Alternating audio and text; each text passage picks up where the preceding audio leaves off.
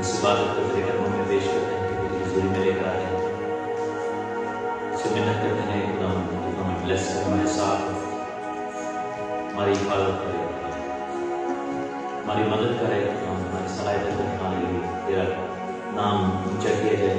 तेरा नाम जो सब नामों से अलग है, तेरा कलाम जो सब बातों से कीमती है, तेरा कलाम जो दुनिया की हर दौलत से बढ़कर है, तेरा शुक्र करते हैं, तेरी तारीफ करते हैं, तेरी सताइश करते हैं, हम करते हैं। यहाँ पर मौजूद एक एक जान को तेरे कदमों में लेकर आते हैं, तेरे पाक लहू में छिपाता हूँ मैं अपने गुनाहों का गलती को इकरार करके तेरी हज़ूरी में आते हैं, मदद चाहते हैं। पाक तू हमारी हिफाजत, हमारे गुनाहों में मुल्क का ज़िम्मा, हमारे दिलों को, ख्यालों को, सोचों को तू अपने रूह और सच्चाई से महमूद कर, अपने मसा से हर उस जुए को तोड़ डाले, हर उस बुराई को निकाल पाए। हमारे घरानों को तू मुकम्मल कर, अपने लव वंस को, अपने फैमिली मेम्बर्स को, बहनों भाइयों अजीजों को, माँ बाप को, बच्चों को, खुदा सबको तेरी हज़ूरी में पेश करते हैं। We bring everybody and we lift them on the wonderful altar of the Most High, the Lord God Almighty, the King of the universe. तेरी मानदा कौन है? तेरी मानदा कोई नहीं। कौन है जो निजात की चट्टान है? कौन है जो ज़मीन पर बैठा है? कौन है जो आसमान पर तख्तनशी है? और कौन है जिसके खुदा खिड़की से समुद्र भाग जाते हैं, जिसके नथनों के दम से खुदा समुद्र और गहराव जो है वो काम करना शुरू कर देते हैं। तेरी आवाज़ है खुदा दुनिया की इंतहा है। खुदा आसमान तेरा तख्त और ज़मीन तेरे पाँव धरने की चौकी है। हम तेरा शुक्र करते हैं, तेरी बड़ी कुदरत का ऐलान करते हैं, इकरार करते हैं तेरी कुदरत को है खुदा। जैसे तेरे कलाम में लिखा है खुदा कि मूसा और फिरौन के दौर में तेरे नथनों के दम से समुद्र दो हिस्से हो, बनी इस्राएल वहां पर से होकर गुजरे आए खुदा। बनी इस्राएल वहां पर से आए खुदा, वहां पर से कुछ जमीन में से होकर जब दुश्मन आया तो खुदा कोई पानी उनके ऊपर आया। खुदा तू साहिब जंग है, तू फतहमंद है, खुदाए बुजुर्ग बरतर है, तू हमारा इतना मोहब्बत किला, हमारी मजबूत चट्टान, हमारे छिपने की जगह, हमारा ऊंचा बुर्ज है, हमारे चेहरे का नूर है, हमारे सर का ताज है, हमारी जिंदगियों की सेहत है। खुदा तेरा शुक्र करते हैं, तेरा शुक्र करते हैं। हमेशा की जिंदगी तुझी से बनती है, खुदा कसरत की जिंदगी तुझी से बनती है। खुदा तेरा शुक्र करते हैं, हमारी हर बरकत, हर नेमत तेरी तरफ से आई है। खुदा तेरा शुक्र है। आइए तो खुदा का शुक्र करना शुरू करें। आइए हमारी ज़बानें खुले, हम खुदा का शुक्र इकरार करेंगे खुदा जिंदा खुदा है, उसी ने हमको बनाया, उसके लोग उसकी तरह की भेंट हम करते हुए इसकी बात हमें तारीफ करते हुए इसके घर में आएंगे और उसकी शुक्रगुजारी करेंगे। इकरार करेंगे कि खुदा भला है, उसकी शफ़क़त अबदी है और उसकी वफादारी मुश्किल खुश रहती है। हम उसका इकरार करते हैं कि खुदा जो जंग पे ज़ोरावर है, रब्बुल अफ़वाज है, खुदाए बुजुर्ग बरतर है। हालेलुया हालेलुया, लश्करों का खुदा तेरा शुक्र है खुदा, तेरा शुक्र है। हालेलुया हालेलुया, तेरा शुक्र है खुदा। खुदा हम तेरे पास आते हैं, अपनी हर कमी के तारीफ गुनाह का इकरार करते हैं और इस बात के लिए हम तुझसे मिन्नत करते हैं खुदा ईमान के साथ, कि हम ये जानते हैं कि जब when we plead guilty we are forgiven and Christ is paid through the blood of Jesus Christ.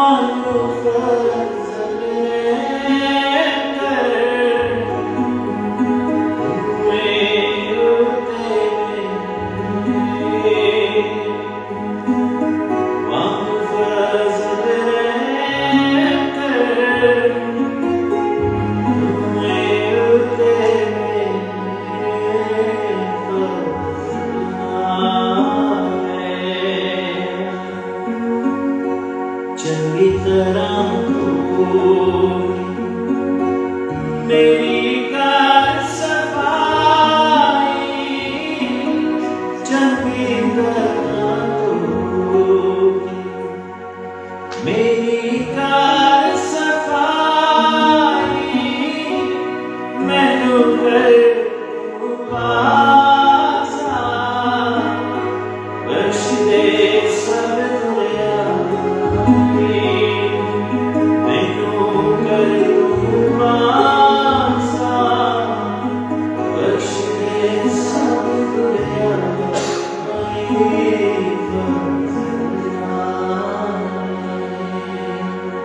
नजर जब दाऊद बादशाह से गुनाह साबित हुआ तो दाऊद बादशाह ने ये अल्फाज लगाए और खुदा ने उसके गुनाह को बख्शा। आज भी हम इस इबादत का आगाज इस दुआई हालत में खुद जबूर से करेंगे हालेलुया और मिन्नत करेंगे खुदा से खुदा तो हमें लहसुन ज़ुल्फ़े के साथ पाक साथ दुआ से गुजारिश है कि आप दुआ Thank you.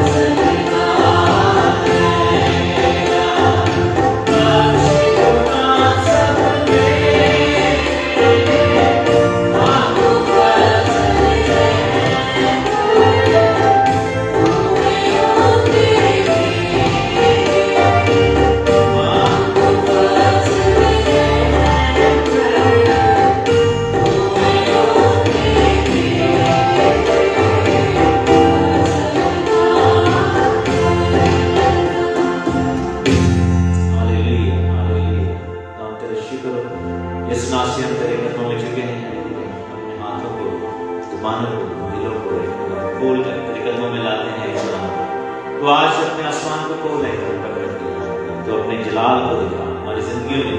खुदा तो बड़ा काम कर रहे हो, तेरा शुक्र शुक्र है खुदा, तेरी तारीफ सिताइश है, तेरा शुक्र है, तेरा नाम जलाल है। Hallelujah, we worship you, we praise you, we give you thanks, we give you glory, we give you honor for everything you do for us। खुदा तेरा शुक्र, हालेलुया। भाई सबसे खास दुआ बाप और बेटे कुदूस के नाम पे आमीन। खुदावंद तेरा शुक्र करते हैं इस वक्त के लिए और इस मौका के लिए और इस सारी जगानत के लिए। खुदावंद तेरे तहे दिल से शुक्रगुजार हैं कि तूने हमें फिर मौका मुहैया किया कि हम फिर इकट्ठे होकर खुदावंद तेरे नाम का तकदीस कर सकें, खुदावंद तेरे नाम का जलाल जाहिर कर सकें। खुदावंद तू हम सब के साथ हो। खुदावंद तूने कहा जहाँ 2 या 3 इकट्ठे होंगे मैं उधर जरूर हाजिर होगा। तू यहाँ पर मौजूद है खुदावंद। खास तौर पर हम दुआ और मिन्नत करते हैं जो अजीज आ रहे हैं खुदावंद तू उनके साथ हो, जो पहुंच चुके हैं खुदावंद तू एक एक के साथ हो। तू खास तौर पर हम अपने खादर को खुदावंद तेरे कदमों में लाते हैं और जो कुछ खुदावंद आज कलाम किया जाए खुदावंद 30 गुना 60 गुना 100 गुना फल लाने वाला हो। तू हम सब के साथ हो, शुरू से लेकर आखिर तक इबादत को तेरे हाथों में दे देते हैं खुदावंद। तू हमारे साथ हो, हमारी मदद कर, रहनुमाई कर। मांगते मसीह तेरे नाम की खातिर में, आमीन। सबको वेलकम कहते हैं खुदा की बात हजूरी में। आप सब खुदा की हजूरी में हैं, हम खुदा का शुक्र करें। आइए हम सब खड़े हों और अपनी दरख्वास्तों को जो जो आपके दिल में दरख्वास्त है उसको प्रशिश कर खुदा के पास लाएंगे। कई दफ़ा हम दुआ करते हैं प्रोसेशन, लेकिन lot of the times when we are worshiping with truth, हम सच्चाई के साथ जब प्रशिश कर देते हैं तो खुदा हमारी दुआओं का जवाब देना शुरू कर देते हैं, उधर ही खुदा ब्लेस करना शुरू कर देते हैं। हम गाएंगे मैं सबर के नाल आस रख के जो बाबा जी करता है।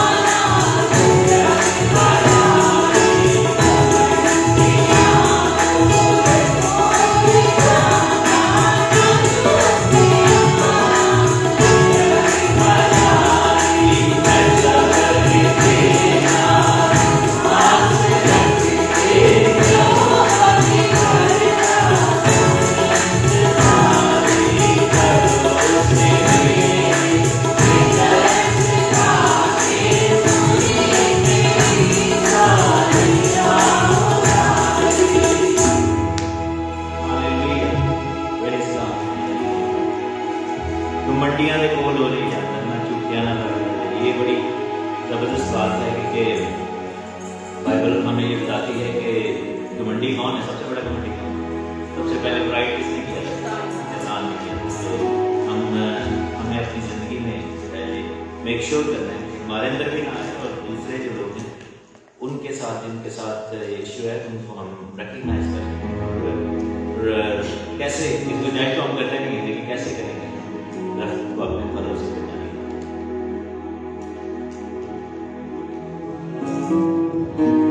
यीशु के नूर में साथ चलना, ये बड़ी पुराना गीत है। मैंने आज जानबूझ के इस गीत को किया कि हमें अपने बचपन की याद दिलाते हैं। और आई बिलीव कि जो बचपन का प्यार था यीशु के साथ, गुलाम के साथ, there is something different about it. और तब इंसान रियल में वाकई ही खुदा के साथ अपने बचपन से जो प्यार करते हैं वो इट्स डिफरेंट फीलिंग, बिकॉज कोई लालच नहीं होता खुदा से, हमारी फिक्रें भी नहीं होती, हमारा ईमान बड़ा प्योर होता है। तो आइए हम इस खूबसूरत गीत को गाएं, तारीफ करते हुए खुशी।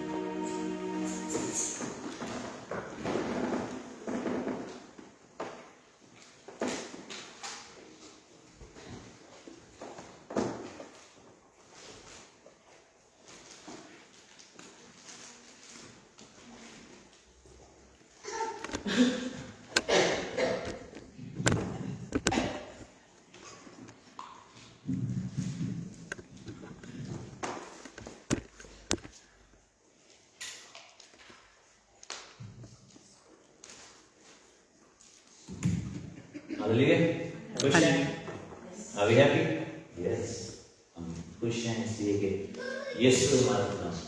हम खुश हैं कि इब्राहिम, इसहाक और याकूब का खुदा है। और हम इसलिए खुश हैं कि हमारा ईमान बाइबल पर है और सच्चाई पर है। क्योंकि हर मजहब या हर अकीदा दावत करता है सच्चाई को, लेकिन उसको साबित करना और उसको अप्लाई करना ऐसा नहीं।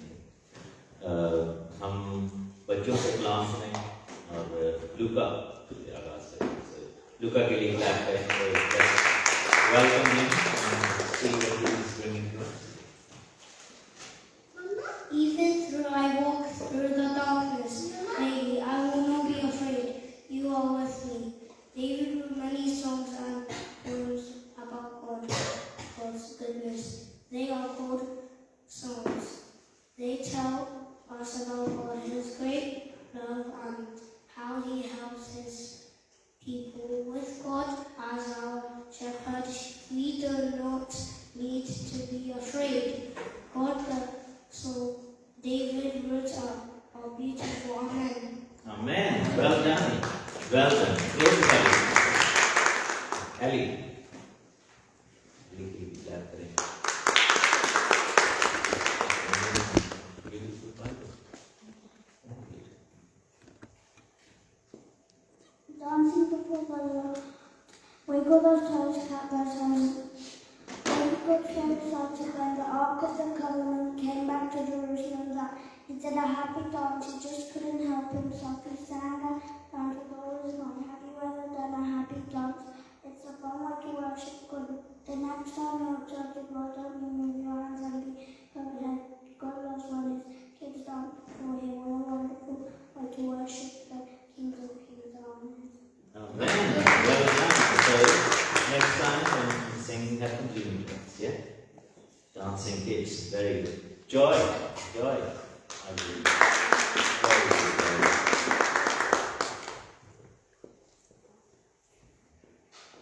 Once Jesus went out of the boat and there was a crowd around him. Then a man came running to him. He begged Jesus to come to his house because his daughter was sick and was dying.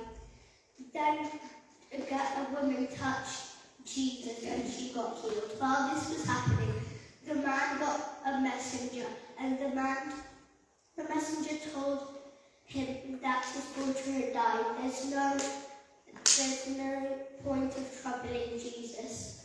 Then Jesus heard this, and then he said, "Don't worry, have faith in it, and then your daughter will be alive."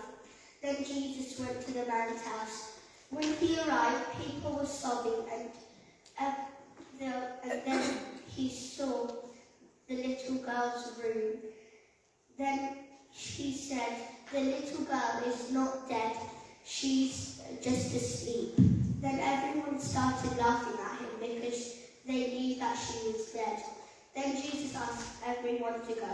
He held the girl's hand and said, "Get up, my child," in a loud voice. And then the girl woke up. She started walking around, and then Jesus said, "Give this girl some food."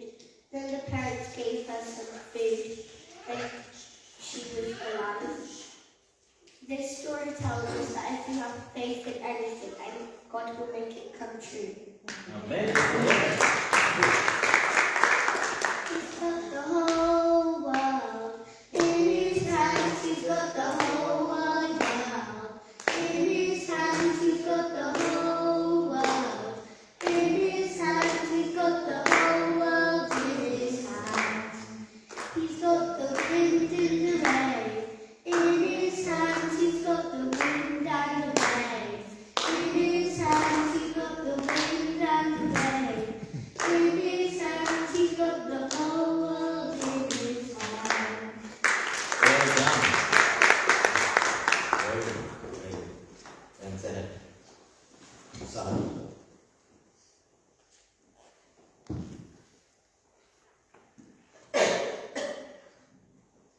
खुदावंद के जिंदा पाक के नाम से हमारे लिए आज के दिन आए मुकाशवा की किताब उसका 12वां बाब और पहली 12 चैप्टर एंड फर्स्ट वर्सेस खुदावंद के पाक के नाम में कुछ ये मजमून है। फिर आसमान आसमान पर एक बड़ा निशान दिखाई दिया, यानी एक औरत नजर आई जो आफताब को ओढ़े हुए थी और चांद उसके पांव के नीचे था और 12 सितारों का ताज उसके सर पर। वो हामला थी और दर्द ज़हर में चिल्लाती थी और बच्चा जन्मे की तकलीफ में थी। फिर एक और निशान आसमान पर दिखाई दिया, यानी एक बड़ा लाल अजगहा। उसके 7 सर और 10 सींग थे और उसके सरों पर 7 ताज, और उसकी दुम ने आसमान की तिहाई सितारे खींचकर जमीन पर डाल दिए, और वो अजगहा उस औरत के आगे जा खड़ा हुआ जो जन्मे को थी, ताकि जब वो जने तो उसके बच्चा को निगल जाए। और वो बेटा जनी, यानी वो लड़का जो लोहे के असास से सब कौमों पर हुकूमत करेगा, और उसका बच्चा यकायक खुदा और उसके तख्त के पास तक पहुंचा दिया गया। और वो औरत उस बियाबान को भाग गई जहां खुदा की तरफ से उसके लिए एक जगह तैयार की गई थी, ताकि वहां 1260 दिन तक उसकी परवरिश की जाए। आमीन। कलाम मुकद्दस का पढ़ा और सुना हमारे पास है। आमीन आमीन। God bless you, God bless you. हमारे पास दुआएं दरख्वास्तें भी हैं जो कि हम प्रेयर रिक्वेस्ट अपनी खुदाम के सामने रखेंगे, और दोस्त प्रेयर रिक्वेस्ट आपके ब्रदर का नाम सुलेमान। यस, सुलेमान है हीट स्ट्रोक, और उसके लिए हम दुआ करेंगे खुदा उसको मुकम्मल शिफा दे। भाई जॉन इकबाल के लिए हम दुआ करते रहेंगे और फुल रिकवरी ऑफ एवरीथिंग।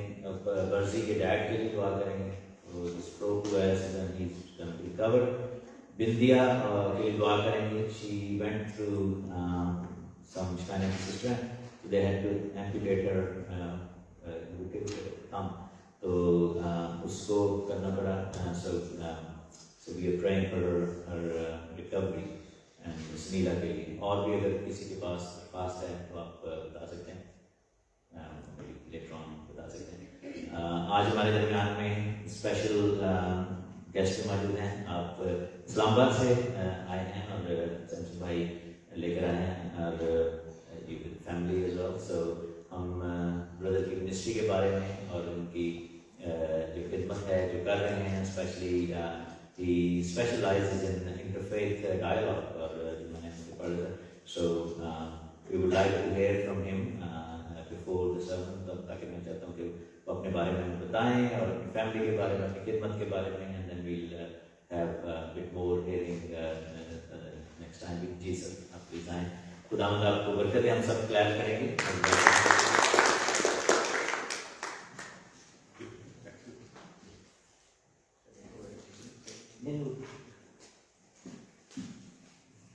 मैं आप सबका शुक्रगुजार हूँ कि आज आप यहाँ पर मौजूद हैं, और खासतौर पर सैमसन भाई का उनकी दावत में मैं आज यहाँ पर आपके साथ भी हूँ, और उनके साथ ज़्यादा वक्त गुजरेगा मेरा। मैं सिर्फ 3 मिनट में अपनी बात अब तक ठीक। तो मैं शुरू यहाँ से करूँगा कि मैं कैसे खिदमत में आया। तो बाय प्रोफेशन मैं इंजीनियर था। सैमसन साहब के साथ मैंने कॉलेज में इंजीनियरिंग की। ये लुटन आ गए, मैं दुबई चला गया। फिर वहाँ मेरा दिल नहीं लगा। 3 साल के बाद मैं वापस आया। Then I started my own business in Lahore, printing and publishing. वहाँ से एक टर्निंग पॉइंट था, लेकिन I accepted Lord Jesus Christ, my personal Savior, in 78 in a convention, youth convention actually. लेकिन somehow कुछ था पीछे कि मैं जरूर खुदावंद की खिदमत में आऊँगा।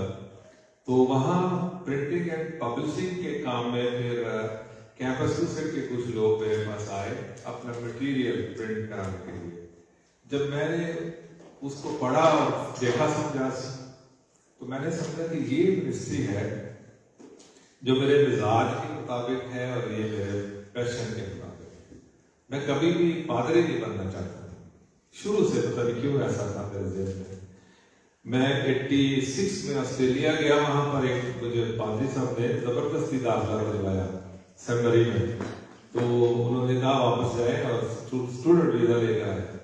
मैंने फिर पीछे मुड़ कर नहीं देखा। So 94 में हमने कैंपस ज्वाइन किया, मैंने और मेरी मिसेस दोनों ने। तो हम equally we are on staff with campus crusade from last 30 years. 30 साल हो जाएंगे जुलाई में हमको। और ये 30 साल का सफर जवानी में शुरू हुआ और अब तक जारी है। और खुदावंद के फजल से हम अभी तक खिदमत में हैं। हमने यूथ मिनिस्ट्री से शुरू किया, then we became a professional ministry. जो लोग मार्केट में हैं और प्रोफेशनल लाइफ में हैं उनके दरमियान, फिर हमने मेडिकल प्रोफेशनल्स के दरमियान काम किया। इस्लामाबाद में रहते हुए हमें डिप्लोमेटिक कम्युनिटी में भी मिनिस्ट्री करने का मौका मिला। और फिर जब 2003 में हमारे चर्च में धमाका हुआ, जो पहला धमाका था किसी चर्च में पाकिस्तान में, तो वहां पर फिर उसके बाद फिर हमने वो चर्च जो है ना somehow सिक्योरिटीज जो बड़ी टाइट हो गई थी, इसकी वजह से जाना छोड़ दिए। लेकिन कैंपस क्रूसेड में रहते हुए हमने मुख्तलिफ फेजेस में रहते हुए कैंपस मिनिस्ट्री को किया है। Campus ministry, what is campus ministry, बहुत सारे लोगों को पता नहीं है। Campus crusade for Christ international organization है, इसका हेड ऑफिस फ्लोरिडा में है, लेकिन पाकिस्तान में हम 13 शहरों में है। और 1960 से 1960 से हम कैंपस की खिदमत पाकिस्तान में करते हैं। इस वक्त हमारे पास 100 के करीब स्टाफ है जो फुल टाइम है। और खुदावंद का शुक्र है कि इतने सालों के बाद हमारी मिनिस्ट्री जो है वो हमारा स्टाफ भी सेल्फ सपोर्ट है और हमारी मिनिस्ट्री भी सेल्फ सपोर्ट है। हम सिर्फ एक एडमिनिस्ट्रेशन कॉस्ट हमें मिलती है नेशनल ऑफिस से, क्योंकि पाकिस्तान कैंपस क्रूसेड फैमिली बहुत बड़ी है। हम 196 मुल्कों में मौजूद हैं अपने स्टाफ के साथ। तो हमारी खिदमत के 4 बुनियादी वो है DNA जिनको हम कहते हैं, वो है win, then build, then train, then send. तो हर लेवल के ऊपर, हर फिरके में या तबके में हम लोगों को इस तौर पर तैयार करते हैं कि वो अपने फेथ को डिफेंड कर सके और अपने फेथ को शेयर कर सके। ये हमारा बेसिक जो ऑब्जेक्टिव है।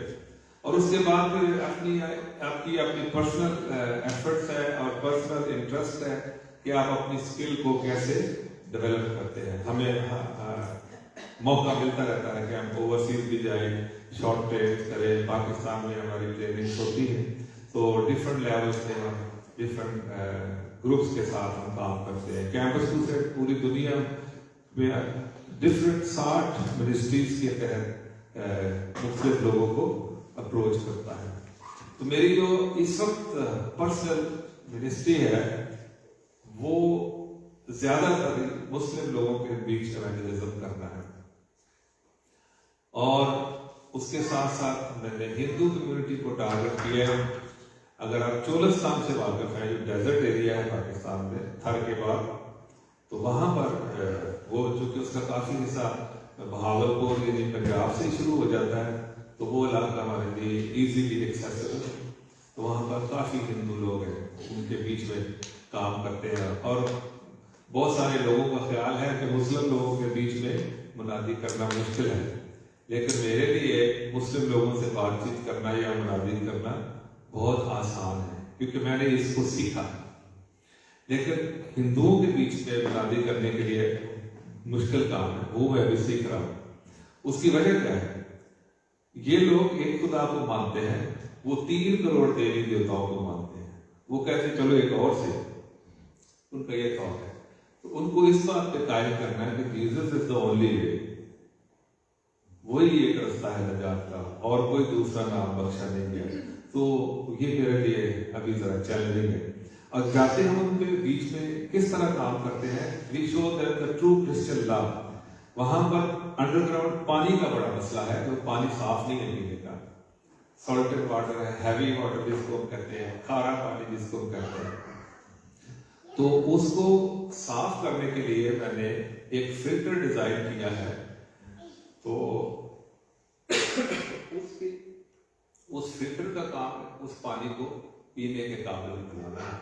और चूंकि ये सारे लोग रिमोट एरियाज में रहते हैं, वहां पर बिजली नहीं है, शहरी सहूलियात नहीं है। तो ये फिल्टर बगैर बिजली के, बगैर किसी केमिकल के, बगैर किसी मेंटेनेंस के करता है, चलता है।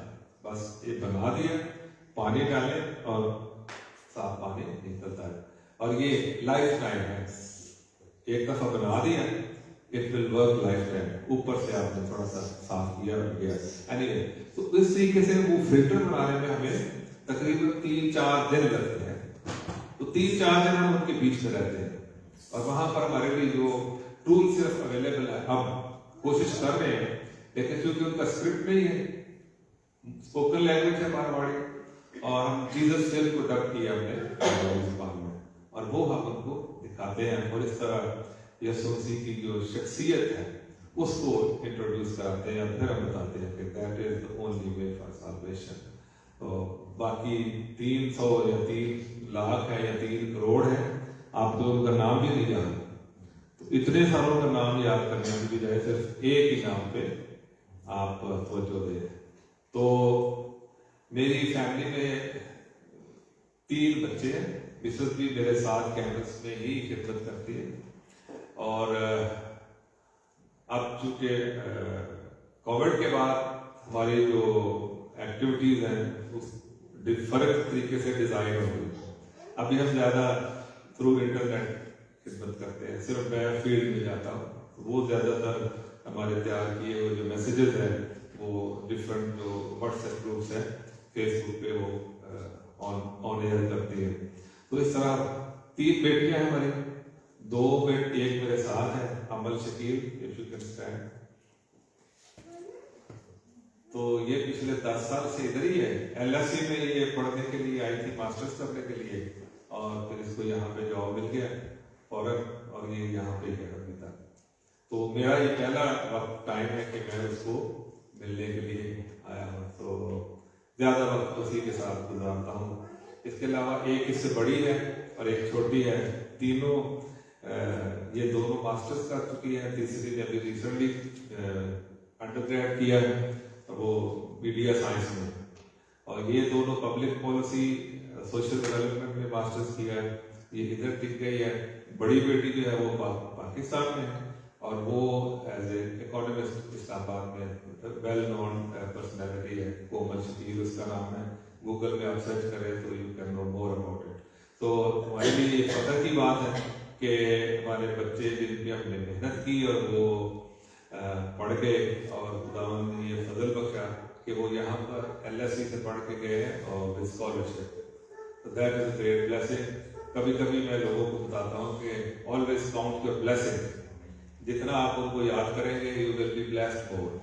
तो thank you very much for giving me such time. तो दुआ करते रहिए हमारी मिनिस्ट्री के लिए और खास तौर पर हमारी सेफ्टी के लिए, क्योंकि चुलिस्तान का जो इलाका है आप खबरों में सुनते हैं वो डाकुओं का राज है, वो किडनैप कर लेते हैं किसी भी शख्स को।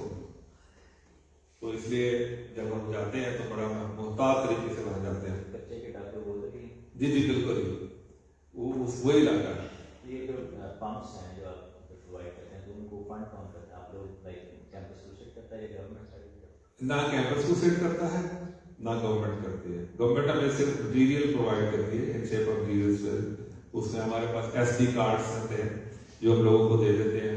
पब्लिक शो करना मुश्किल है, होता भी नहीं, तो जहां मौका मिलता है उनको फोन के लिए SD कार्ड देते हैं। भेड़े चराने वालों के पास भी जो है वो ये सेलफोन तो है, तो इट्स इजी। तो ये जो हमारे जो दोस्त हैं 30 सालों में जो हमने मिनिस्ट्री फ्रेंड्स बनाए वही इसको फंडिंग करते हैं। हम उनको चैलेंज करते हैं, एक इसकी इतनी कॉस्ट है, एक फिल्टर की अगर आप करना चाहते हैं 1 या 2 जितने भी, तो वो करते हैं लोग। तो those who love to do the ministry but they don't have time, वो फिर हमारे साथ खड़े होते हैं। Thank you.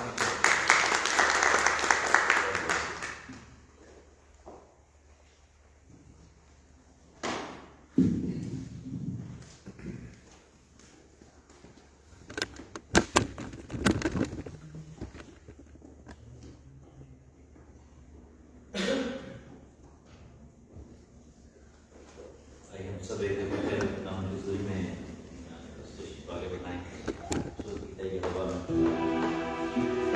मेरे बाबू छेती है।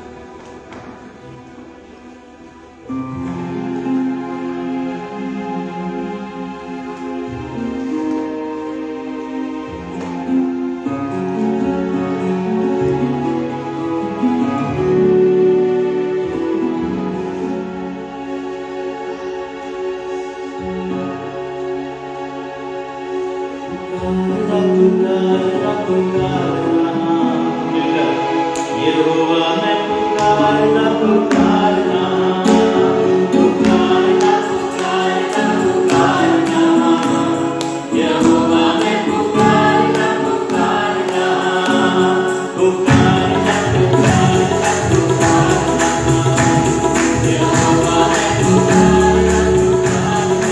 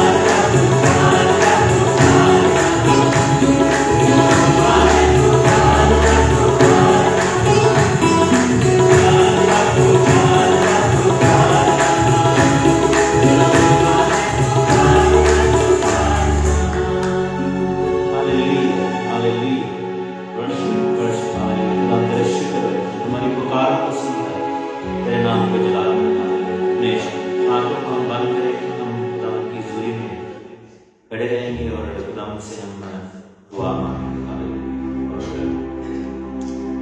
दरख्वास्त को खुदावंद के कदमों में लेकर आएंगे जो हमने अभी इनके नाम पुकारे, स्पेशली सलमान के लिए दुआ करें।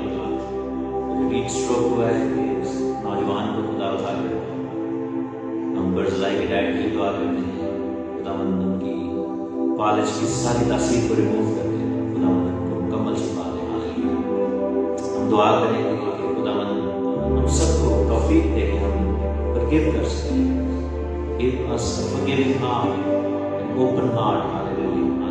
जैसे हम दुआ करते हैं कि खुदावंद जैसे तूने हमें माफ किया, हम भी अपने कर्जदारों को माफ करें। हम दुआ करेंगे विद्या के लिए, हम दुआ करेंगे समीरा के लिए, भाई जॉन इकबाल के लिए दुआ करेंगे और हम सब के लिए दुआ करें। हम अपने घरानों के लिए दुआ करें। आइए हम अपने होठों को खोलें, पुकारना शुरू करें खुदावंद के सामने। आइए और खुदावंद से बात हुजूरी को मांगे, उसकी मदद को मांगे। खुदावंद से कहें हालेलुया कि खुदावंद हम कमजोर हैं, परेशान हैं। At times we become very weak, लेकिन हम तंगहाल हो जाते हैं। तो हमें bless करें हमारे साथ। Let your healing power, let your divine healing, complete divine healing surround us. Praise God.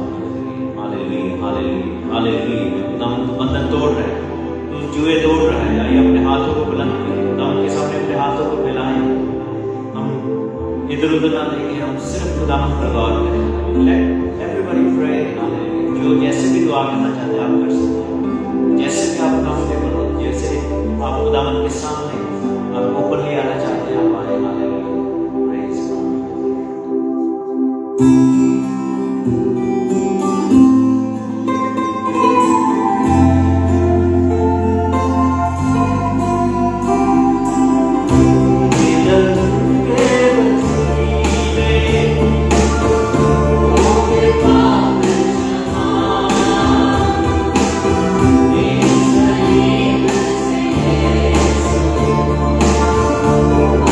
Hallelujah.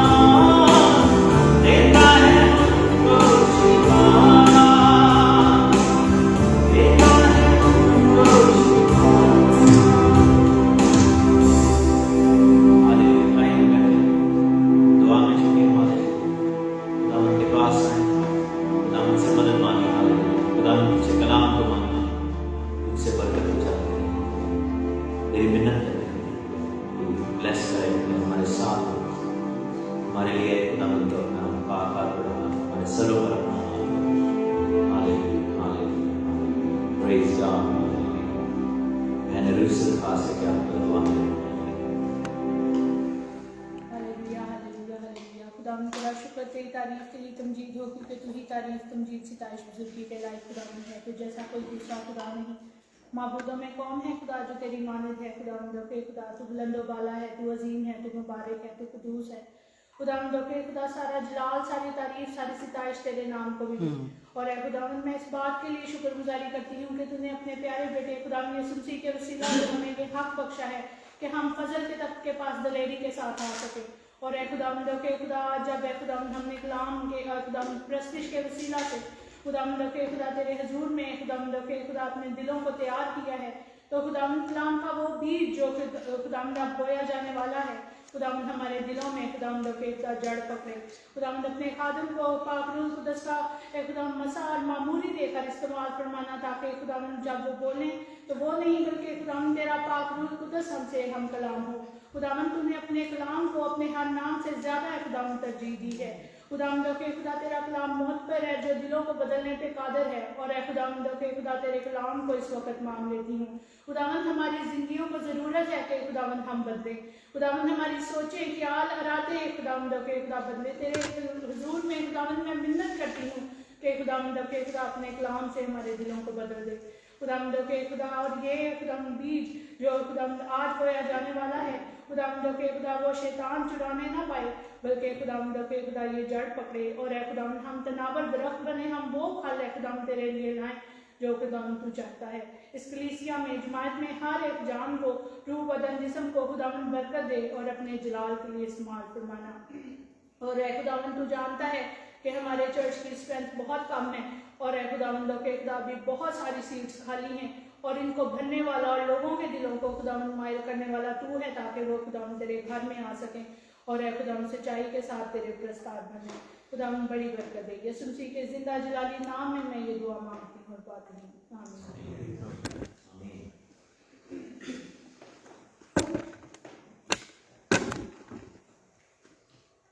Praise God, खुदाम का शुक्र हो, खुदाम की तारीफ हो और खुदाम के नाम को जलाल मिले। भाई आपकी मिनिस्ट्री के लिए खास तौर पर हम खुदा का शुक्र करते हैं। You are serving amongst Muslims and Christian, sorry Hindus.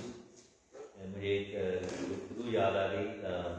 There was that Hindu person who was actually PhD, not in religion but किसी और बात, वेरी एजुकेटेड पर्सन। तो बातचीत जब शुरू हुई तो I asked him, I said कि आपका जो निजात का कॉन्सेप्ट क्या है?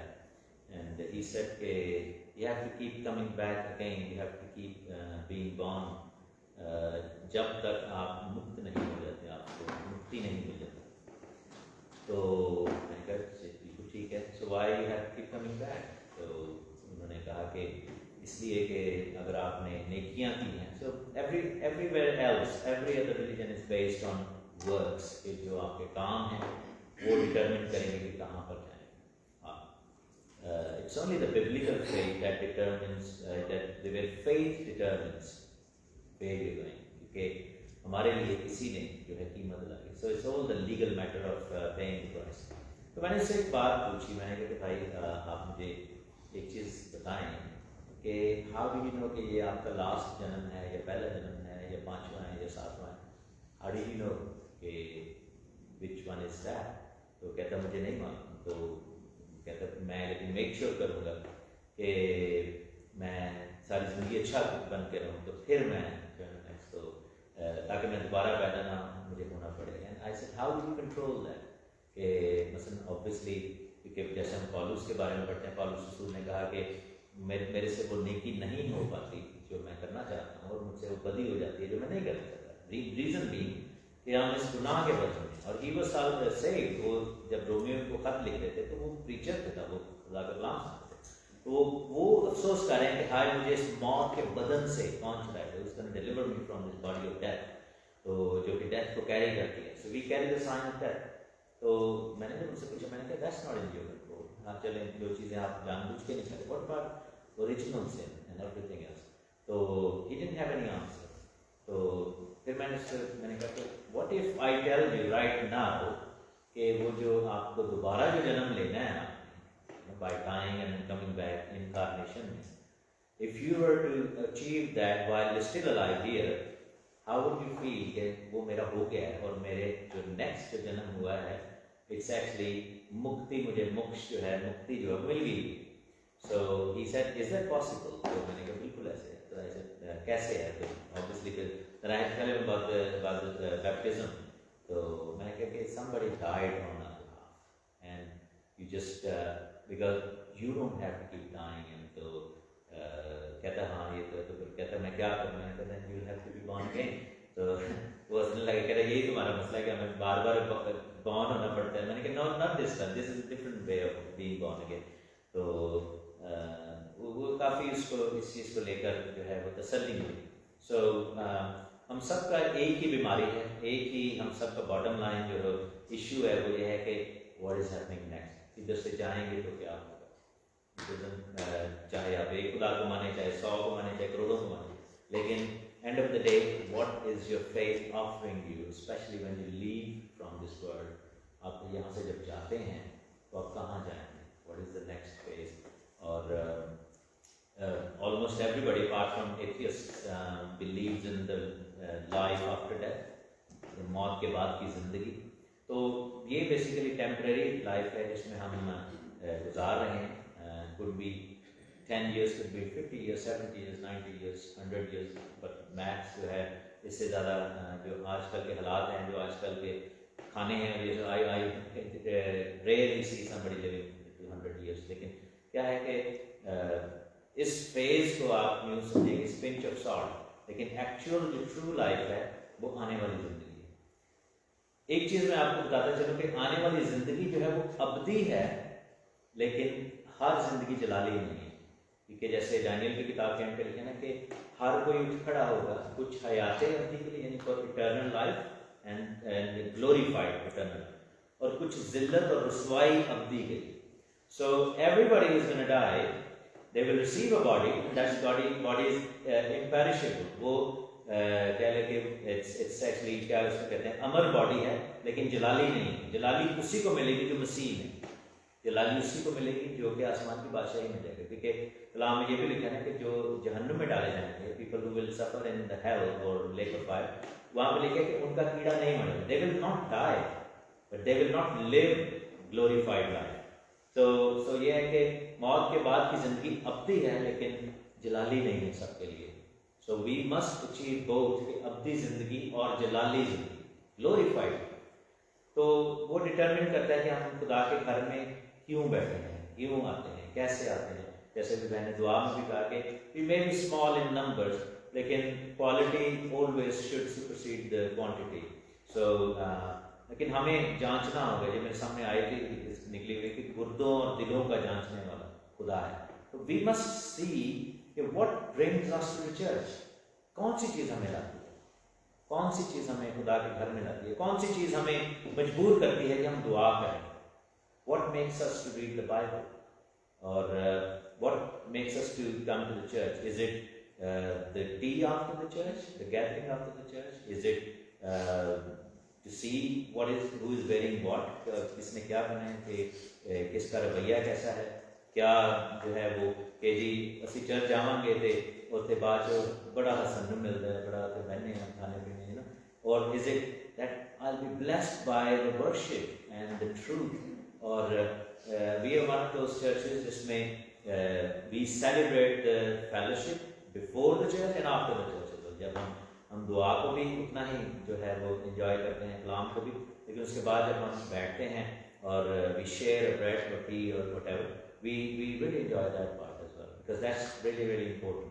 और खुदा के कलाम में ये Book of Acts में लिखा हुआ है कि जो लोग थे वो ये सब कुछ करते थे।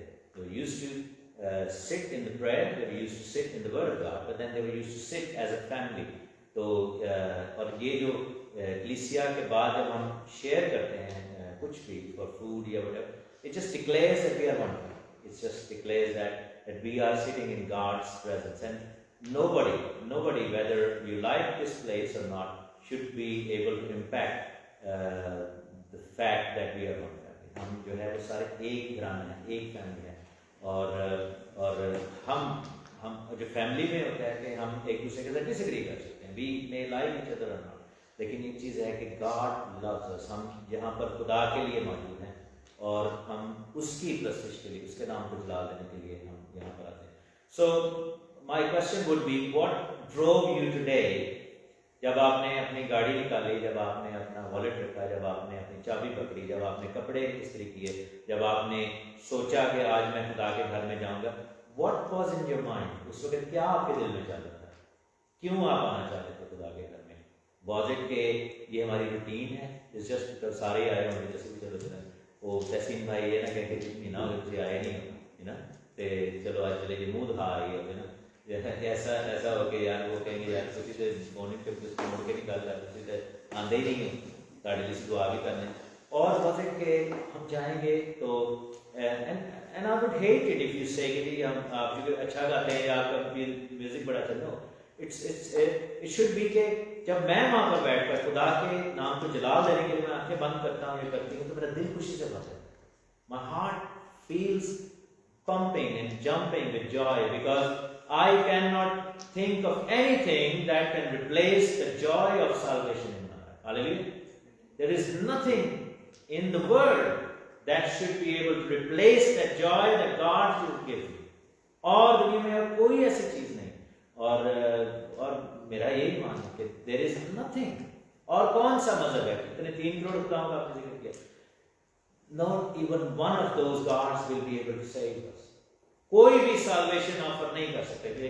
गीत हम गाते हैं कि दुनिया के सारे माबूद महल होता है, लोगों के बुद्ध सारे की गाने झूठे तेना चीज है। Why do we say that?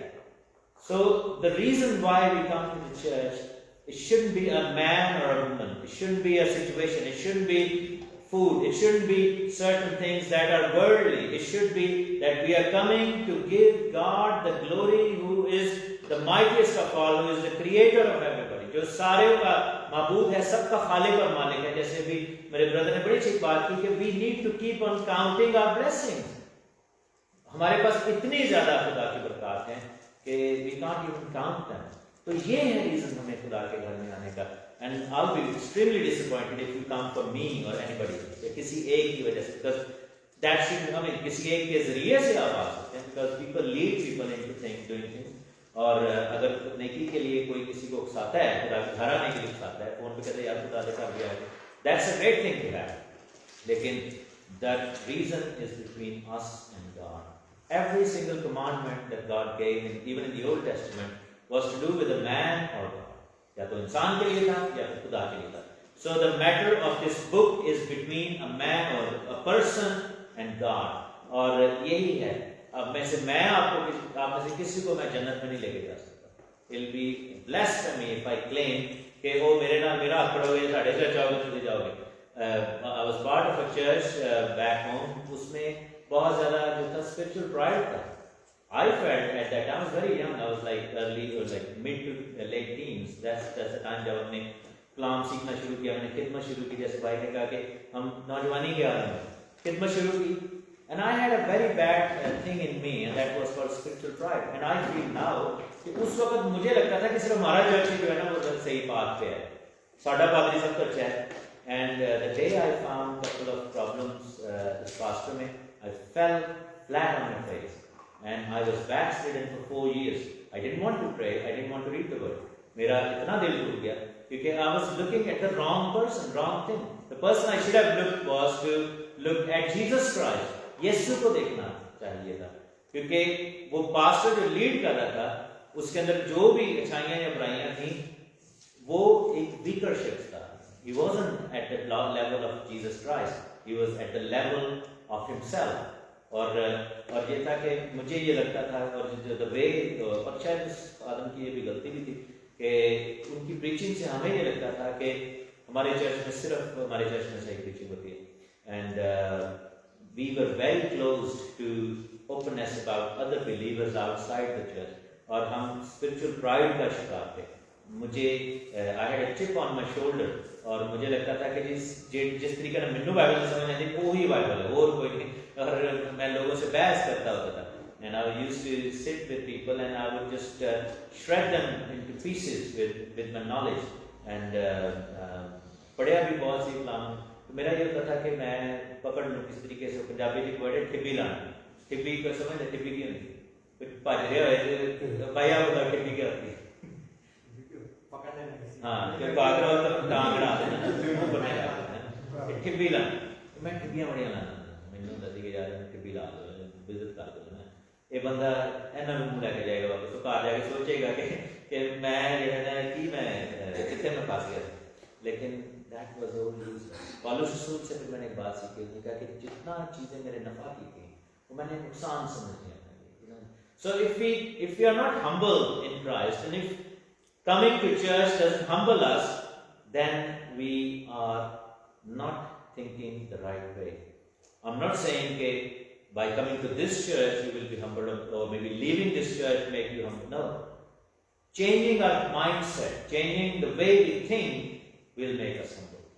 चाहे आप किसी भी जगह, चाहे आप कैथलिक चर्च में बैठे हुए, चाहे आप, there are differences between denominations. लेकिन एक चीज सबके कॉमन है, वो ये है कि we are all saved by faith through grace of Jesus Christ and His death and resurrection. Yes? So मैं अगर पेंटिकॉस्टल हूँ या मैं अगर मेथोडिस्ट हूँ और मैं दूसरे को बुरा करूँ, और ये चीज हमारी क्रिश्चियनिटी में बहुत ज्यादा है. साउथ अफ्रीका में कलाम सुना रहे थे और आखिरी दिन 10 दिन वहाँ पे हमने रहे. काफी चर्चेज में गए, इंग्लिश चर्चेज में भी, उर्दू चर्चेज में.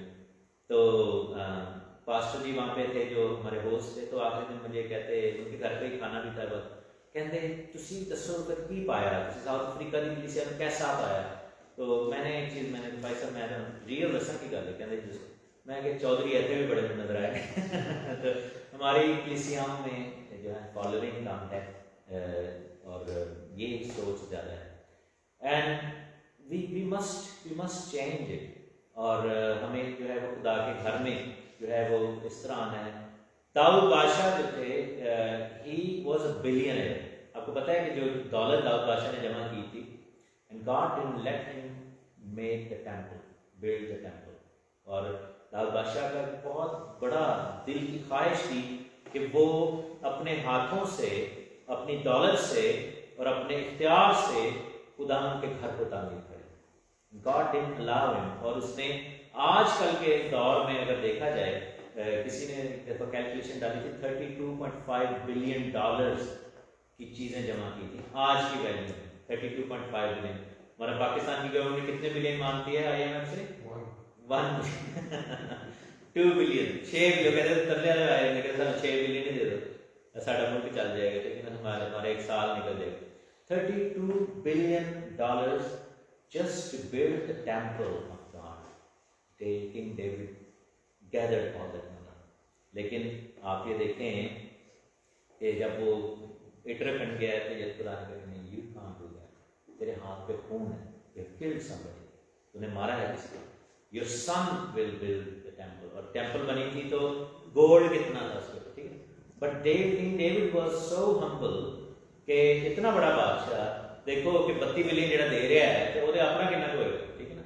एंड पीपल से कि king Solomon was the richest man ever to live on this earth. हमारे मुस्लिम लोग कहते हैं वो क्या नाम था, मूसा करके कोई बंदा थी, वो सी नहीं, rich man richest was king Solomon himself. तो लेकिन आप ये देखें कि दाऊद बादशाह ने ज़बूर 84 में कहता है कि तेरे घर का दरबान होना मेरे लिए चिराग के कैमरों में बसने से बेहतर है। I want to be doorman in your house, ताकि लोग ही आने तो मैं वेलकम करा। एक छोटी बच्ची ने आज वो सुनाया कि दाऊद बादशाह जो थे वो डांस करने लग गए जब अहद का संदूक आया। He was talking about this dancing in the presence of God. तो आपको पता है कि ही बाइबल में लिखे कि उसने अपनी शाही रोब उतार दी थी। He was dancing in his underwear. वो जो वहाँ पे इतना एक्सप्लिसिट नहीं लिखा हुआ, लेकिन जब हम हिब्रू लैंग्वेज पढ़ते हैं इट सेज कि ही ओनली हैड लाइक, उसने कच्चा सा पहना हुआ था और बनियान पहनी। आप इमेजिन करो किंग हो और निकर और बनियान में डांस कर रहा हो, ठीक है ना, और बनियान पहनी और निकर पहनी हुई, और he didn't even care because he didn't think of himself as a king. He said Rabbu Khudaman Badshah. He always knew that there is somebody else who is the king, and that's God himself. तो उसने क्या किया कि उसने ये किया, और एक उसकी बीवी थी जो कि साउल बादशाह की बेटी थी। उसने जब उसको देखा खिड़की से तो उसने हकारत से उसको देखा। उसने कहा कि अच्छा जाहिल आदमी है, तो उसको पता ही नहीं कि बादशाह कैसे बनना है। But he didn't want to be a king. वो तो बादशाह बनना नहीं चाह रहा, वो तो वर्शिपर बनना चाह रहा था, वो तो खुदा का परस्तार बनना चाहता था। तो क्या हुआ कि खुदा ने उस औरत के वूम को बंद कर दिया और दाऊद बादशाह को और ज्यादा ब्लेस किया, ठीक है। So the way we come to the Lord, हमारा एटीट्यूड जो है, हमारा जो नियत है खुदा के पास आने की, वो डिटरमिन करती है कि हमें क्या ब्लेसिंग मिलनी है। So again the question is what was going through the mind when we did that. We are so busy in doing so many things. आज मुझे पता है कि वो बेडफोर्ड जाना था और मैंने वहाँ पे कुछ खाना वगैरह ड्रॉप करना था। I was rushing and I was having a go at शिकायना, और मुझे बस मेरे ज़हन में यही चल रहा था कि चर्च से हम लेट हो जाएंगे, चर्च से लेट हो जाएंगे, चर्च से late, you know, it's just like कि एक आपके दिमाग में वो होता है कि नहीं, हमारी ये कमिटमेंट है कि we are coming here every week despite whatever you do, जहाँ पे भी जाना है, कैसे भी, हर बंदे के काम है। लेकिन क्या है कि I was getting agitated with myself कि आज लेट हो गए। So what was going through your mind कि आज आपको क्या मिलेगा और आपने क्या रिसीव करने के लिए आए हैं? What were you expecting? हमारी बहन आई है, वो शी इज अ प्रोफेशनल, आप लोग भी प्रोफेशनल्स हैं, ठीक है। जब आप अपनी बिजनेस मीटिंग्स में जाते हैं तो ऑब्वियसली प्रिपेयर करके जाते हैं, तैयारी होती है, आपको पता होता है कि what I am going to achieve in that meeting, ठीक है। जब मैं अपनी टीम मीटिंग्स में बैठता हूँ तो मुझे पता है कि मैंने प्रेजेंट क्या करना है और मैंने अचीव क्या करना है, मैंने मैसेज क्या उधर से लेकर। You will never go into a meeting aimlessly, especially in the professional world, business world. Have we ever gone to the church aimlessly? Have we ever gone to God's presence aimlessly?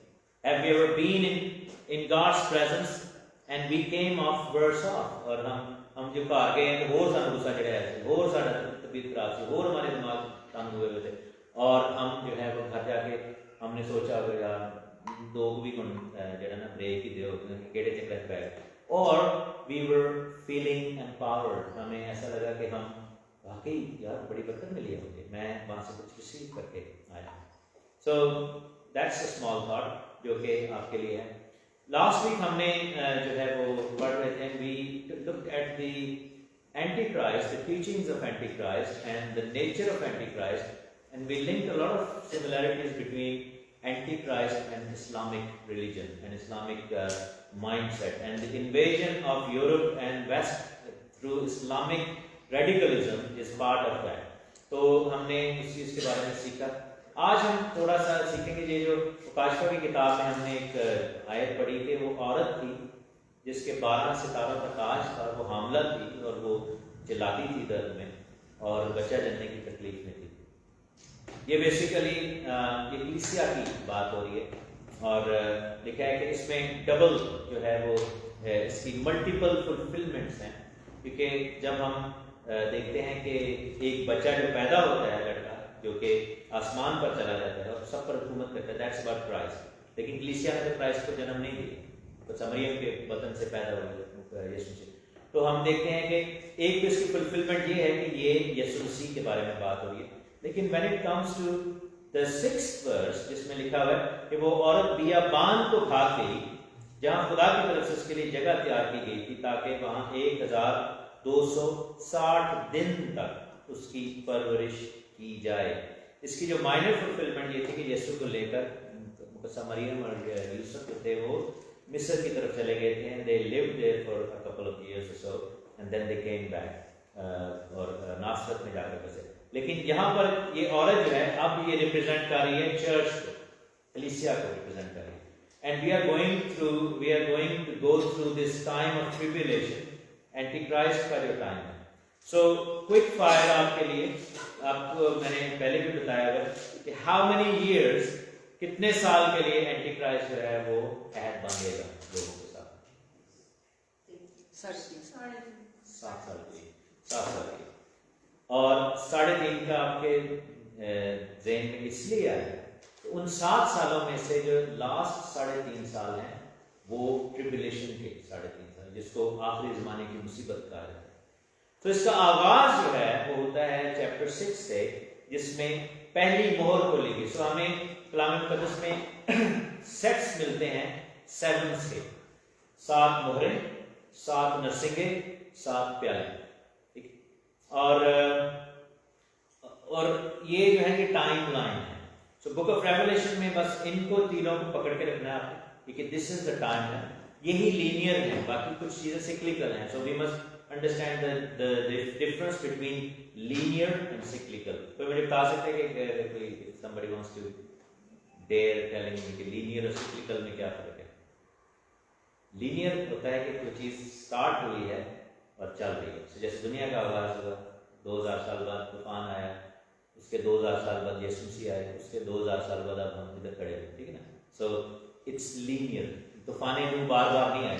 लेकिन cyclical क्या होता है कि it happens. आपके अगर आप 30 साल के हैं तो आपने कितने दिसंबर देखे होंगे जनरली अपनी लाइफ में? 30 दिसंबर देखेंगे, ठीक है ना, क्योंकि दिसंबर का महीना एवरी ईयर आता है। So year is cyclical, certain things are linear. ये जो 7 के हैं, 7 मोहरें, 7 नरसिंगे और 7 प्याले, ये लीनियर है। मोहरें जो शुरू होंगी एंटी क्राइस्ट के अराइवल के साथ शुरू होंगी।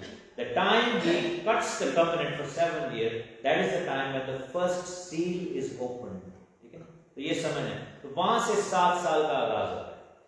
और जब सेकंड सील खुलती है, क्योंकि पहली सील लिखा है कि वो व्हाइट घोड़े पे बैठा है, तो दैट मीन्स कि वो टाइम लाइन का आगाज हो गया, वो अमन करवा गया, उसने 7 साल का कॉन्ट्रैक्ट कर लिया दुनिया के साथ।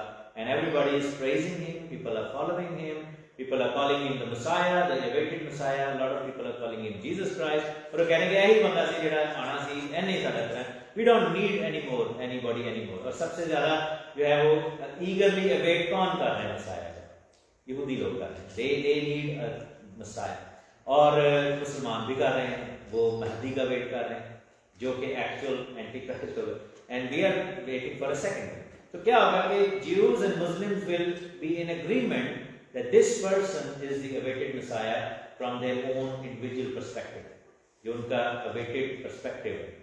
और ये बंदा क्या करेगा कि ये आकर हैकल की अंदर कुर्बानियों का आगाज करवा देगा। So how would we find कि जी अमन का ट्रीटी होगी, इसलिए कि जंग जो आजकल शुरू हुआ है वो बढ़ने वाली है, it will be put to an end, और उसके नतीजे में there will be give and takes. Give and takes क्या होगा कि यहूदी लोग जो हैं वो टेंपल माउंट पे अपनी वर्शिप कर सकते हैं, दे कैन सैक्रिफाइस एनिमल, और जो मुसलमान हैं they can worship alongside. तो क्या होगा कि temple mount will be divided into two and that will be the sign के 7 साल शुरू हो गए। उसके बाद क्या है कि दूसरी मोहर खुलती है, लाल घोड़ा निकलता है जो कि जंग का निशान है। सो सुलह उठा ली गई क्योंकि he is not the true prince of peace. सुलह उठा ली जाएगी, दैट इज द टाइम जिसमें वो आखिरी 3.5 साल शुरू हो जाएंगे। उसी में फिर बाकी मोहरें, and there is again timeline पर, उसी में बाकी जो है वो मोहरें खुलेंगी। इसमें काला घोड़ा है जो कि फूड शॉर्टेजेस और फूड के वाले से है। उसके बाद चौथी मोहर है जो कि पेल या ग्रीन हॉर्स है जिसमें डिस्ट्रक्शन और वबा और ये सब कुछ होगा। और 5वीं मोहर जो है वो that talks about the beheadings of people and killing of Christians and all that. तो ये सब कुछ, और 6ठी मोहर जो है उसमें बड़े बड़े भूचाल आ रहे हैं। So rest of the 3.5 years will see all of that happening. लेकिन मोहरें जो हैं, one must understand कि not everything in the book of Revelation is against the believers, क्योंकि हमें डर लगता है। किस ने ये बात सुनी कि मुकाशवा पढ़ो तो बड़ा डर लगता है। बचपन में हमारे बूढ़े कहते हैं कि मुकाशवा पढ़ो तो डर लगता है, दिल कम है, हमें नहीं पढ़ना चाहिए। A lot of people were discouraged to stop, they stopped reading the book of Revelation। मैंने तो यहाँ तक सुना कि पुट्ठा मुकाशवा पढ़ो तो जादू भी रहते, लेकिन डरने की बात नहीं है, इसलिए कि जो मोहरें हैं दैट्स एंटी क्राइस्ट को अलाउ कर रहे हैं। लेकिन जो नरसिंगे हैं वो एंटी क्राइस्ट के इख्तियार में। नरसिंगे कहां से बज रहे हैं, ट्रम्प्स कहां से बज रहे हैं, ट्रम्पेट्स सॉरी कहां से बज रहे हैं, आसमान से।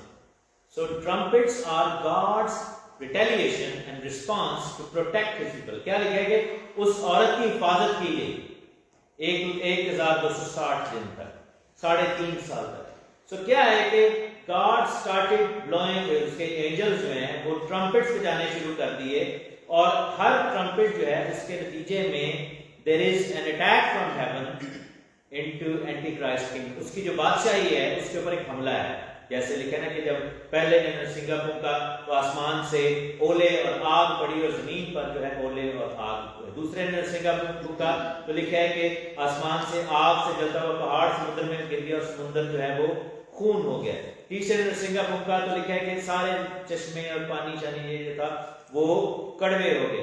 चौथे ने नरसिंगा फूंका तो लिखा है कि अंधेरा छा गया और 1/3 ऑफ जो स्टार्स थे, सूरज वगैरह, ये सारे तारीक हो गए। और फिर 5वें ने जब नरसिंगा फूंका तो अखाह गड़ा खुल गया और उसमें से मौत के हरकारे जो है वो निकल गए। ये कुछ चीजें जो हैं, आग का बरसना, ओले बरसना, पानी खून हो जाना, पानी कड़वे हो जाना, तारीकी छा जाना, ये आपको कौन सी इंस्टेंस की याद दिलाता है? पहले भी ऐसा कुछ हो चुका है। किसके दौर में? मूसा नबी के दौर में ये हुआ। और मूसा नबी के दौर में कौन ये आपके लेकर आ रहा था? मूसा के थ्रू कौन कर रहा था? खुदा का। किसके अगेंस्ट कर रहा था? फिरौन। उस दौर का एंटी क्राइस्ट कौन था? उस दौर का मसाया फिगर, मैसियानिक फिगर कौन था? मूसा। तो क्या हुआ कि आखिरी जमाना में भी ऐसे होगा कि ये खुदा जो है वो एंटी क्राइस्ट के ऊपर जॉर्डियम लेकर Would this be after the second coming of Christ? नहीं, उसके बारे में मैं बता दूं कि जो रैप्चर का जो लोगों के ज़हन में जो है ना वो ये है कि रैप्चर इस वक्त तक हो चुका है। लेकिन क्या है कि Bible talks about believers after this, जैसे लिखा ना कि एंटी क्राइस्ट आ चुका है और जो उसके सामने खड़े हैं, लिखा है कि वो उन लोगों के खिलाफ जाता है जो कि मसीह की गवाही देने के लिए खड़े। सो इफ एवरीबॉडी जो गवाही देने के लिए खड़ा है वो चला गया है, क्योंकि खुदा जो है, एक चीज हमें समझने की जरूरत है कि कलीसिया सिर्फ जेंटाइल्स के ऊपर बेस नहीं है, कलीसिया में इसराइल का आना जरूरी है। जैसे पौलुस रसूल ने रोमन्स के अंदर 11 चैप्टर में उसने कहा कि इसराइल का एक हिस्सा सख्त हो गया ताकि गैर कौमें आए, और फिर आखिर में गैर कौमों के अलावा इसराइल को भी उठाना करेगा।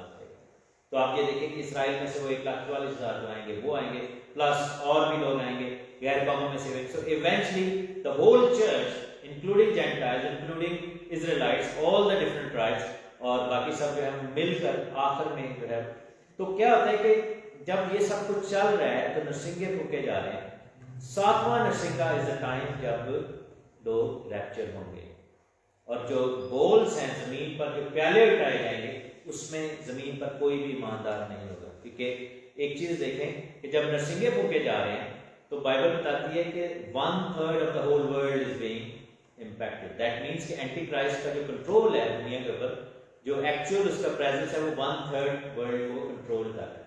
और इसीलिए बाइबल बार-बार कहती है कि 1/3 दुनिया, 1/3 समुद्र, 1/3 ये होता है।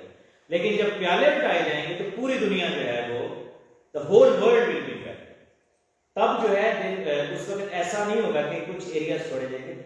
नरसिंगों के दौरान एरियाज इसलिए छोड़े जा रहे हैं कि कलीसिया को बियाबान में खुदा 3.5 साल तक प्रोटेक्ट कर रहा है। जैसे मूसा के दौर में हुआ कि 40 साल तक बियाबान में खुदा ने उनको पानी भी दिया, उनको खाना भी दिया, उनको उनके कपड़े भी नहीं फटे, और उनको सारा कुछ प्रोटेक्शन मिलती रही। और इसी तरीके से आखिरी 3.5 साल जो है खुदा के ईमानदार जो है वो दुनिया जहान में जो है वो प्रोटेक्ट किए जाएंगे।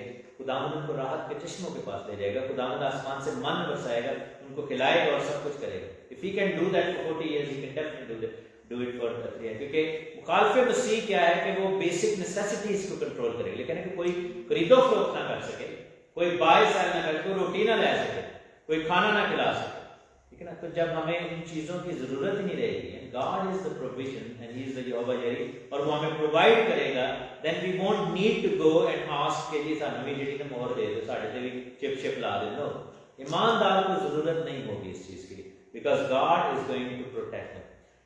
लेकिन बीच बीच में क्या होता है कि जब मोहरों और ये सब का जिक्र होता है, suddenly we have an odd chapter जो कि एकदम आपको पीछे ले जाता है। जैसे 2 गवाहों का जिक्र है बाइबल में, वो उस वक्त आएंगे जब रेड घोड़ा निकलेगा सेकंड। उसमें क्या होगा कि ये 2 गवाह हैं, ये हैं मूसा और एलिया, ये खड़े होंगे और ये 3.5 साल तक यरूशलेम में प्रीचिंग करते रहेंगे, जबकि कलीसिया जो है वो बियाबान में प्रोटेक्ट हो रही है। क्योंकि लिखा है कि ये औरत जो है बियाबान में भाग गई, जहां खुदा की तरफ से उसको 1260 दिन तक उसकी परवरिश की गई, उसको जो है वो पहुंचाया गया वहां पर, और खुदावन ने उसको प्रोटेक्ट किया।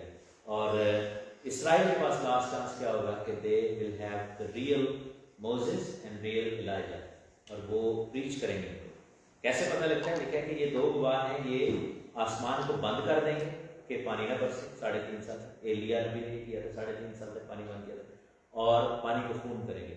मूसा नबी ने किया था। सो दीज आर द 2 गवाह जो हैं ये आएंगे। बहुत सारे लोग कहते हैं ये हनूक और एलिया हैं, इसलिए क्योंकि डेथ नहीं की हुई। नहीं, बेसिकली उनका मकसद डेथ रिसीव करना नहीं, उनका मकसद गवाही देना और इसराइल को गवाही देना। और 3.5 साल में बहुत सारे यहूदी लोग जो हैं वो मसीही हो जाएंगे। और छठा नरसिंगा जब बजाया जाएगा तो इनको मार दिया जाएगा। और लिखा है कि 3.5 साल तक, 3.5 दिन तक इनकी बॉडीज को दफनाया नहीं जाएगा, वो गलियों में पड़ी रहेंगी। The whole world will see through the media. लिखा है कि पूरी दुनिया के लोग उसको देखेंगे। पुराने दौर में तो ये मुमकिन नहीं था, लेकिन आज के दौर में मुमकिन है। They will be televised, people will see, anti Christ के जो पैरोकार होंगे, उसके माउथ पीसेस होंगे, दे विल सेलिब्रेट, और कहेंगे देखा ये थे वो बंदे जिन्होंने हमें। और लिखा है कि उसी वक्त 7वां नरसिंगा फूंका जाएगा और वो दोनों उठ खड़े होंगे, और उसके साथ बाकी ईमानदार हम सब भी उठ खड़े होंगे और आसमान में चले जाएंगे। And that is the time के वो जो बाकी, और हमें ये नहीं पता कि वो 3.5 साल के अरसे के अंदर 3 साल के बाद ये 7वां नरसिंगा फूंका जा रहा है, 3 साल 1 महीने के बाद या 2 महीने, व्हाटएवर। गॉड नोज कि ये 7th ट्रम्पेट कब, क्योंकि पौलुस रसूल ग्रंथियों के खत में कहते हैं कि आखिरी नरसिंगा फूंके जाने के टाइम, लास्ट ट्रम्पेट। तो लास्ट कब होता है? जब उससे पहले 2, 3, 4, 5 हो, क्योंकि अगर 2 नरसिंगे होंगे तो फर्स्ट एंड लास्ट में होगा, फर्स्ट एंड सेकंड होगा, एटलीस्ट मल्टीपल ट्रम्पेट्स। सो बाइबल ओनली प्लेस जहाँ पे मल्टीपल ट्रम्पेट्स का जिक्र है वो यहाँ पर है। 7 नरसिंगे, आखिरी नरसिंगा फूंके जाने पर सब ईमानदार खड़े हो जाएंगे और खुदा की हुजूरी में पहुंचाए जाएंगे। तो हमें इस चीज के लिए जो है वो तैयारी करनी है।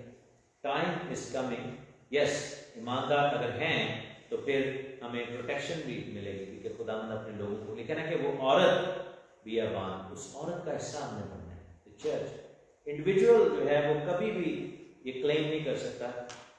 खुदावंद के कलाम में लिखा है कि आलम अरवाह के दरवाजे कलीसिया पर गालिब नहीं आएंगे। The gates of hell will not prevail against God's church.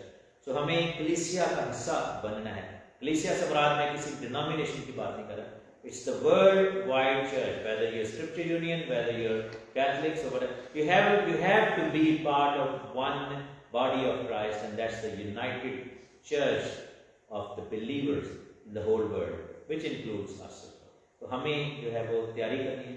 हमें डरना नहीं है. हमें ये नहीं सोचना कि जी हम क्या खाएंगे और क्या पिएंगे, इसलिए कि खुदावंद हमारी हिफाजत करेगा. लेकिन the time will be tough, and that means कि हमें बहुत सारी उन आसाइशों को जो हम डेली लाइफ में फॉर ग्रांटेड लेते हैं, we'll have to leave them. ठीक है ना? There will be no Teslas to drive. There will be no super computers. There will be no wonderful cars, and there will be no gold and whatever. जिस चीज़ को आप fancy करते हैं, none of that is going to be there. It is going to be simply God's presence amongst us, and God will take us to His heaven और अपनी कलीसिया में लेगा. Again, lastly, what was on your mind when you left your home today to come to the church? God bless you all. आइए हम अपने सरों को झुकाएं खुदावंद की पाक कबूली में, और दरख्वास्त करता हूं कमर भाई से कि आप हमारी लिए दुआ करें before we go to the Lord. कदूस कदूस रब्बुल अफ़वाज, आसमान और ज़मीन के खालिक व मालिक, तेरे हुजूर में बड़ी आजिज़ी के साथ आते हैं. खुदावंद तेरा शुक्र करते हैं तेरे कलाम के लिए जो हमने तेरे बंदे से सुना. तो खुदावंद अपने बंदे को बड़ी बरकत दे. इस तमाम कलीसिया को खुदावंद को बड़ी बरकत दे. एक एक शख्स जो खुदावंद इस वक्त तेरे हुजूर में हाजिर है, वो दुनिया में कहीं भी है खुदावंद, किसी मुल्क में भी है, किसी चर्च में भी है, तो खुदावंद ने पाक रूह का मसा अता फरमा दे. खुदावंद मेरी तुझसे मिन्नत और इल्तिजा है कि तू सब कुछ करने पर कादिर है. तू कादिर मुतलिक खुदा है. तू खुदावंद हमारी ख्वाहिशात को, हमारी मुनाजात को हमारे मांगने से पहले खुदावंद जानता है. तू खुदावंद हम जो मांगना नहीं जानते, जो हम दुआ मांगना नहीं जानते, खुदावंद तू वो भी हमें सिखा. जो हम तुझसे नहीं मांगते, तू खुदावंद हमें वो भी देता है. तेरी तमाम बरकतों के लिए, आसाइशों के लिए खुदावंद तेरा शुक्र करते हैं. खुदावंद तू हर हाल में हमारे साथ रहता है और तू हमारी मदद और हिफाजत करता है. खुदावंद वो बीमारी में हो या खुदावंद हम खुशहाल हों या गमी में हों, खुदावंद हर हाल में खुदावंद तू हमारे साथ होता है और तू इत्मीनान का हमारे लिए चश्मा है. खुदावंद इस वक्त दुआ करता हूँ खुदावंद उस गमज़दा खानदान के लिए, जेकब हाकिम-दीन की फैमिली के लिए, जो खुदावंद तेरे पास पहुंच चुका है. खुदावंद तेरा बंदा उसके खानदान के साथ उन्होंने बड़ी तसल्ली और इत्मीनान दे. तो खुदावंद हम में से एक एक के साथ हो. जो खुदावंद हाजिर जमात है, एक एक को खुदावंद पाक रूह का मसा अता फरमा. कलाम के लिए खुदावंद हमारी निगाहों को खोल दे. तू यसू कादिर मुतलिक है. तू मौत के साया को मतला नूर बना देता है. खुदावंद हम तुझसे दुआ करते हैं कि इस दुनिया में जब हम रहते हैं खुदावंद, तो हमें ये तौफीक दे कि हम अपनी जिंदगियों को, हम अपने चाल चलन से खुदावंद तेरा नाम जाहिर करें खुदावंद, और तेरे कलाम के हम खुदावंद टेस्टमनी दे, उसकी गवाही दे, क्योंकि खुदावंद तूने हमें बहुत कुछ बख्शा है जिसके हम काबिल न थे. तूने हमें कोने के सिरे का पत्थर बनाया है. खुदावंद तेरा शुक्र करते हैं कि हम तुझ जिंदा खुदा के मानने वाले हैं, कब्रों या बुतों के पूजने वाले नहीं. और खुदावंद एक ही नाम, तेरा नाम है, जो हमें बख्शा गया है हमारी निजात के लिए. बाकी इबादत के हिस्से में हमारे साथ हो, मददगार हो. खुदावंद जब हम अपने घरों को जाएं खुदावंद, तो तू सबको सही सलामत उनकी मंजिल मकसूद पर पहुंचा. तेरे पाक और जलाली नाम में सब कुछ मांग लेते हैं. हम आखिर में अपने कदम से खुदावंद के नाम को जलाल दें, और खूबसूरत गीत है, तेरी रहमत पक्की है, तेरा प्यार है.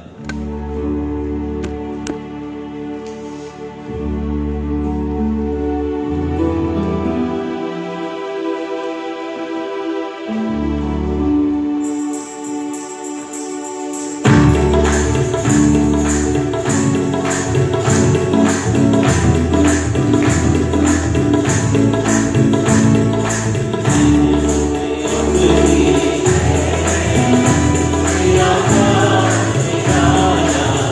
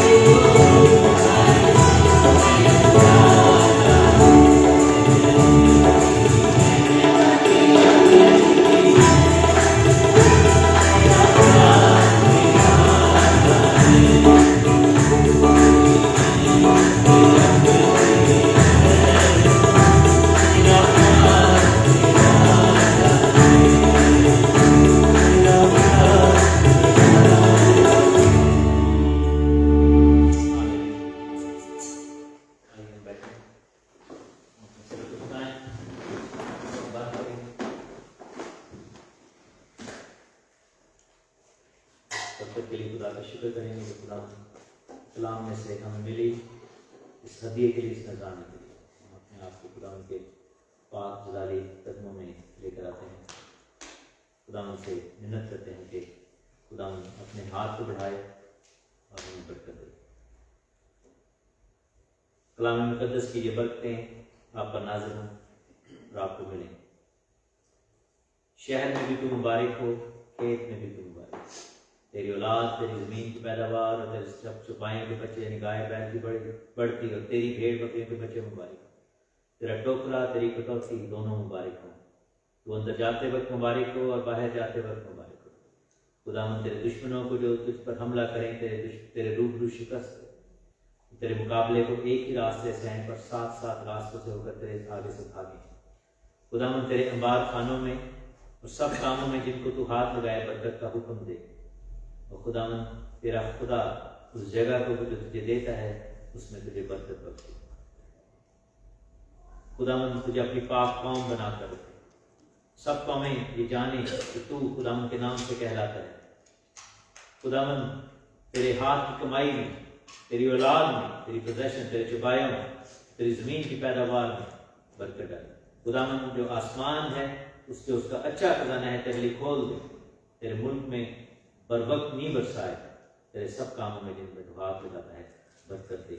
तू बहुत सौ को कर्ज दे पर खुद कर्ज ना ले। तू दुम नहीं बल्कि सर ठहरे और पस्त नहीं बल्कि सरफराज हो। खुदावंद हमें बरकत को जो आज तेरे कलाम में से हमने पढ़ी है, we pronounce these in our lives and we protect these in the blood of Jesus Christ। so खुदा तुझसे मिन्नत करते हैं कि तू आए खुदावंद इस हदिये को ब्लेस कर, इस कुर्बानी के लिए तेरी हुजूरी में चढ़ाएगी। इसको तू 100 गुना करके, हज़ारों गुना करके खुदावंद अपने बच्चों को लौटा।